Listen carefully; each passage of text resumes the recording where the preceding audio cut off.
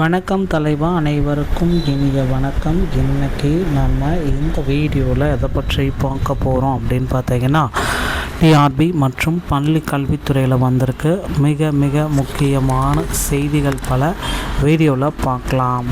தமிழகத்தில் ஆசிரியர் தகுதி தேர்வு பரபரப்புடன் நடந்து முடிந்தது. எல்லோருமே எதிர்பார்த்துருப்பீங்க. ஆன்சர் கீஸ் எல்லாமே உங்களுக்கு வந்துட்டுருக்கோம்.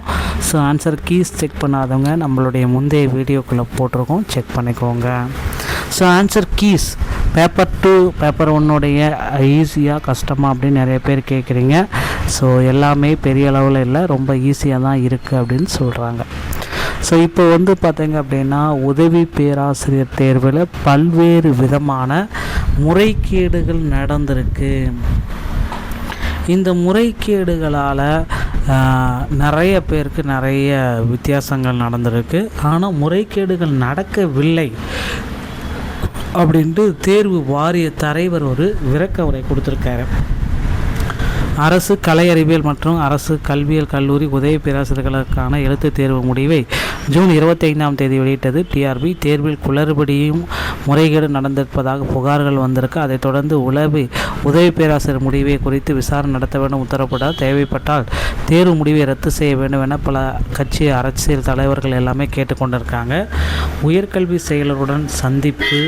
இதற்கிடையே ஆசிரியர் தேர்வு வாரியத்தின் தொடர்பாக சில முக்கிய முடிவுகள் எட்டப்பட்டு வருது.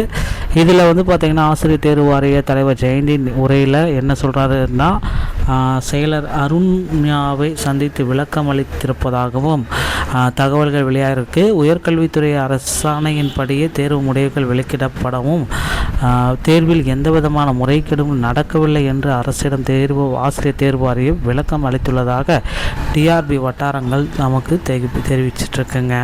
ஸோ இதுதான் அவங்க கொடுத்துருக்க இந்த மாதிரி ஒரு அப்டேட்டு. எந்த விதமான முறைகேடும் நடக்கலை, ஆனால் நடந்திருக்கு அப்படின்றது எல்லாருக்குமே தெரிஞ்சும் நடக்கலைன்ட்டு ஒரு ஸ்டேட்மெண்ட் கொடுத்துருக்காங்க. அடுத்து பார்த்திங்கன்னா, ஊக்க ஊதியம் பெறும் ஆசிரியர்களின் திறனை மதிப்பீடு செய்ய புதிய உத்தரவு ஒன்று போயிட்டுருக்குங்க. ஸோ ஊக்க உதவியை தொடர்ந்து பெறும் ஆசிரியர்கள் தங்கள் பெற்ற கூடுதல் அறிவு திறன்களை கற்பித்தலின் பொழுது மாணவர்களுக்கு பணிகளுக்கு வகையில் பயன்படுத்துகின்றனா என்பதை அவ்வப்போது மதிப்பீடு செய்வதற்கான நடைமுறையை தமிழக அரசு வகிக்க வேண்டும் என மதுரை கிளை நீதிமன்றம் ஒரு உத்தரவு பிறப்பிச்சிருக்கு. மதுரை மாவட்டம் கொட்டாம்பட்டி அருகே குன்னாரம்பட்டி ஊராட்சி ஒன்றிய நடுநிலைப்பள்ளி இதில் ரவிச்சந்திரன் தாக்கல் செய்த மனுவில் 1999 இடைநிலை ஆசிரியராக பணியில் சேர்ந்தேன். MABA தேர்ச்சி அடைந்தேன். இதற்கிடையே 2013 முதல் எனக்கு ஊதிய ஊக்கம் உயர்வு என்பது குறைக்கப்பட்டிருக்கிறது.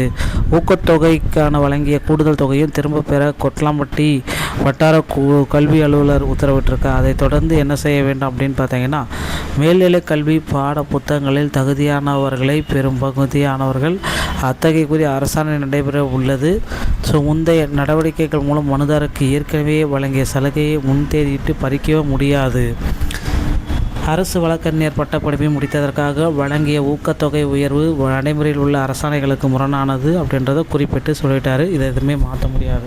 ஸோ இந்த அடுத்து பார்த்திங்கன்னா, ஊதிய உயர்வை தொடர்ந்து பெறும் ஆசிரியர்கள் பெற்ற கூடுதல் திறனை பணியின் பொழுது மாணவர்களுக்கு பயனளிக்கும் வகையில் பயன்படுத்துகின்றனா, இதுதான் இப்போ ரொம்ப கேள்வியாக இருக்குது.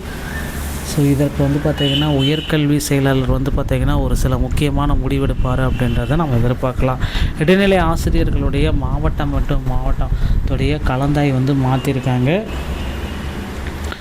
திங்கட்கிழமை 6/7/2026 காலை 9 மணி முதல் SGT second general Tamil English வரிசையின் முதல்ல 1000 வரை விண்ணப்பதாரர்களுக்கு வட்டார கல்வி அலுவலகம் மூலம் தகவல் அளித்து வரவழைக்கவும் மற்ற அனைத்து மொழிகளிலும் அனைத்து விவரங்களிலும் திங்கள் அன்றி நடைபெறும்.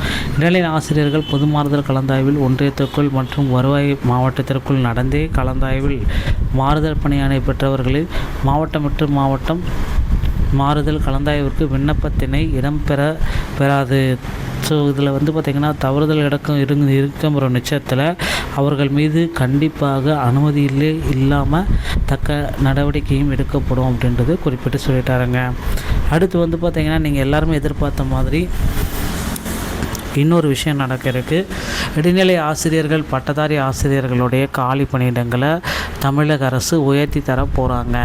ஸோ இது அடுத்தடுத்து வந்து பார்த்திங்கன்னா ஆசிரியர் தகுதி தேர்வுலேருந்து நமக்கு ஒரு சில முக்கியமான மகிழ்ச்சிகள் வந்துட்டுருக்கு. தேர்வு வாரியத்தில் நீங்கள் அடுத்த தகவலுக்கு நீங்கள் இப்போந்தே உங்களை தயார்படுத்திக்கோங்க. நண்பர்களே, இந்த வீடியோ பதிவு உங்களுக்கு பிடிச்சிருச்சு அப்படின்னா நீங்கள் நம்முடைய சேனலோடு இணைந்திருங்க. நன்றி, வணக்கம்.